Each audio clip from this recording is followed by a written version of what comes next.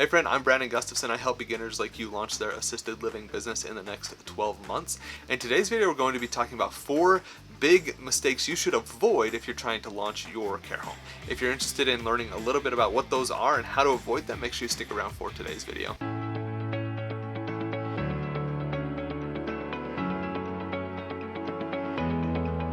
Hey friend, welcome back to Assisted Living Investing. Excited to have you here. Before we get started, I want to remind you to go and grab the free underwriting calculator.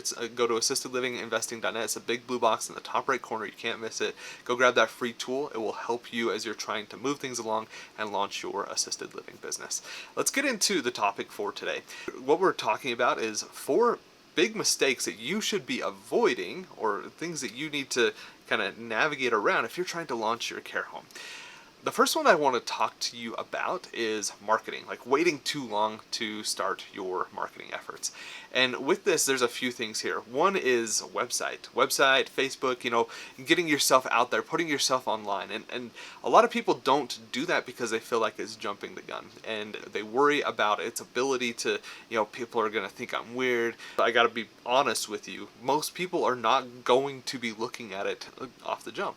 They just won't find it. You're not going to have honed in SEO. You're not going to have a lot of people going to the website. Most people aren't going to know about your Facebook group. And so you need to build those things, learn a little bit about it, see where it goes, and start getting some traction with it.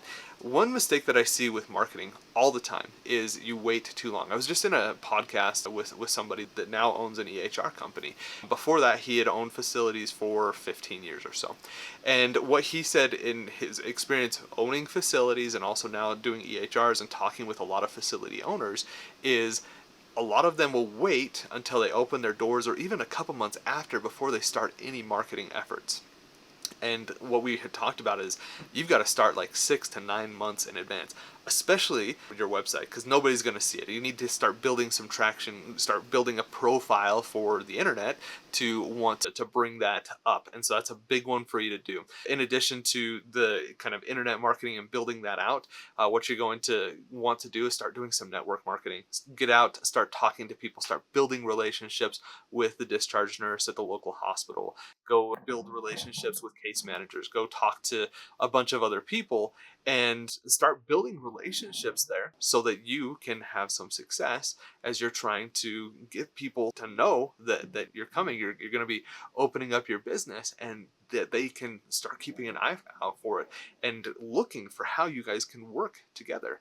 That's something that's really important. And related to that, like some people are going to wait until they have their facility license before they start doing any of that networking, because it feels awkward, right? To be like, I'm thinking about doing this.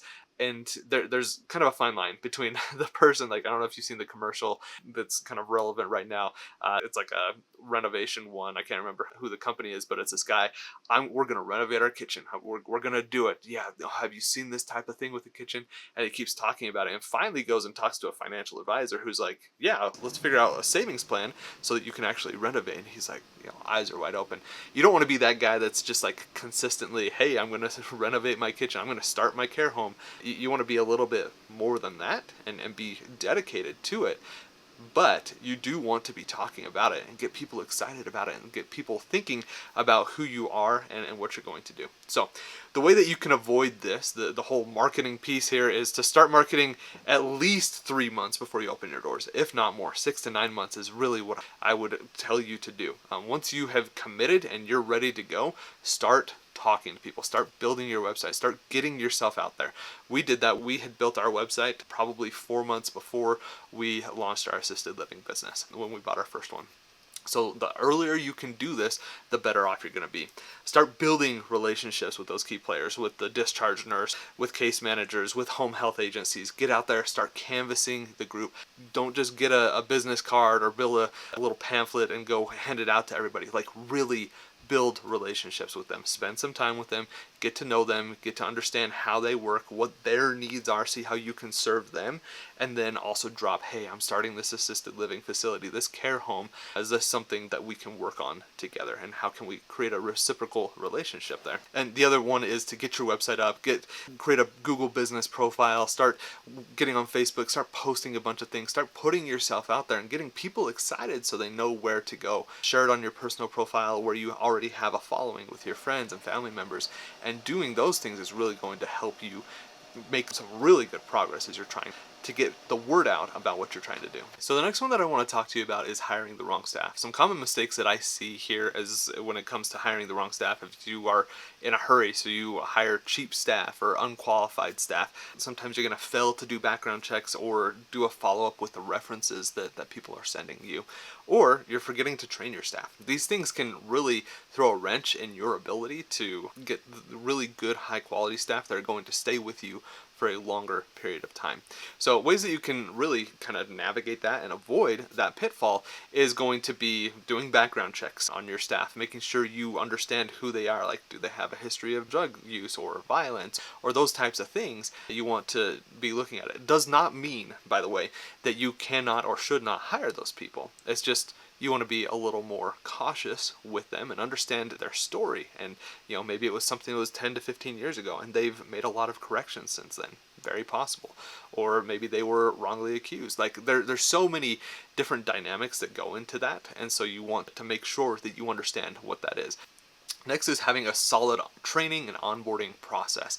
I cannot stress how important this is. It's so important for you to bring your staff in, to get them trained up in the way that you want them to do things. Make sure they understand the policies and procedures, how things work, how to interact. If you're using like an EHR system or time tracking system or whatever it is, that you are training your staff on how to use those things so those tools actually get used. Super important. Also, just like general education and training and things that may be required in your state or that people should be doing from a continuing education credit standpoint. Really important. And then I would also highly encourage you to use experienced staff that have good references. Now, experienced staff, it's good if they already have that experience in healthcare and caregiving, but I would say it's not absolutely necessary. It's okay to take a risk on certain people from time to time. But in that instance, I would want to get a feel for who they are.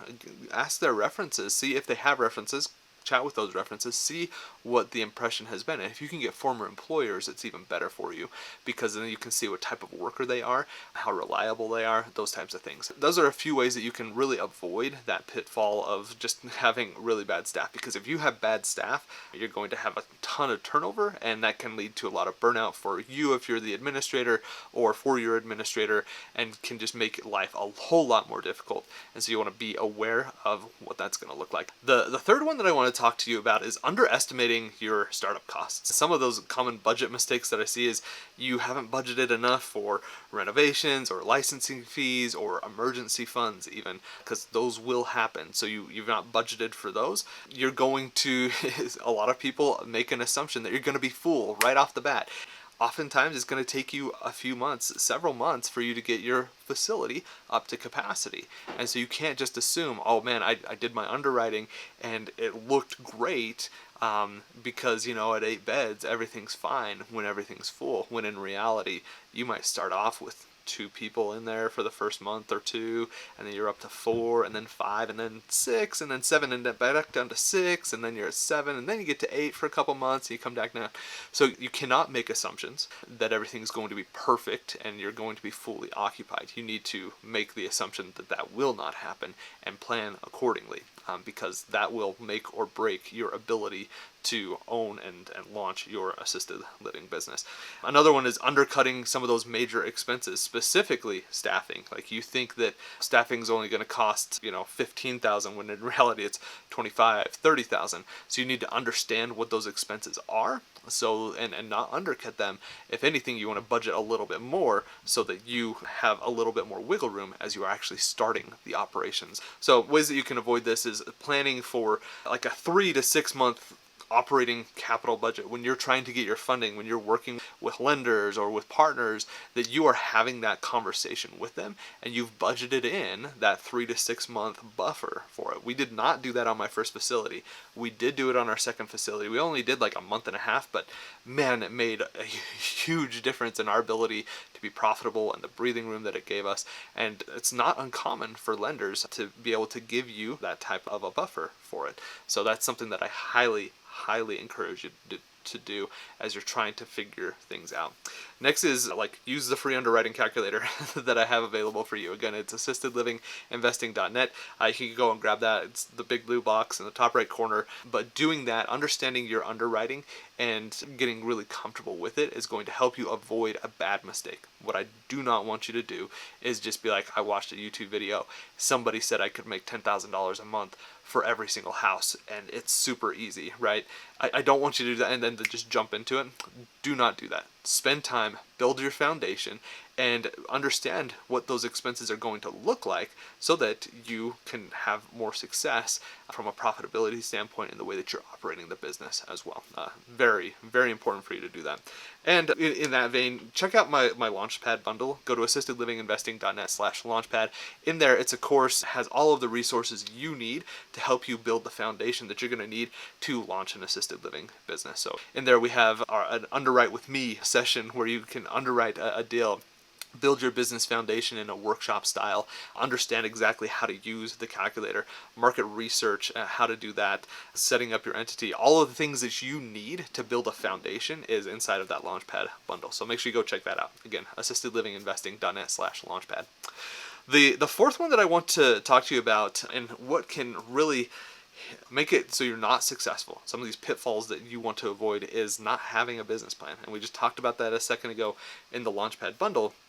But some of those common mistakes that I see with this is you don't have a plan. You just are like, I watched that video, they said it was good, I'm jumping in. And so you don't have this plan on how you're going to operate or how you're going to get the funding, how you're going to grow. You don't have any real direction.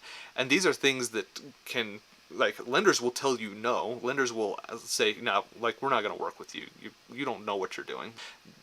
Not so many words, but that it will be the gist of what they are telling you because you don't have a plan.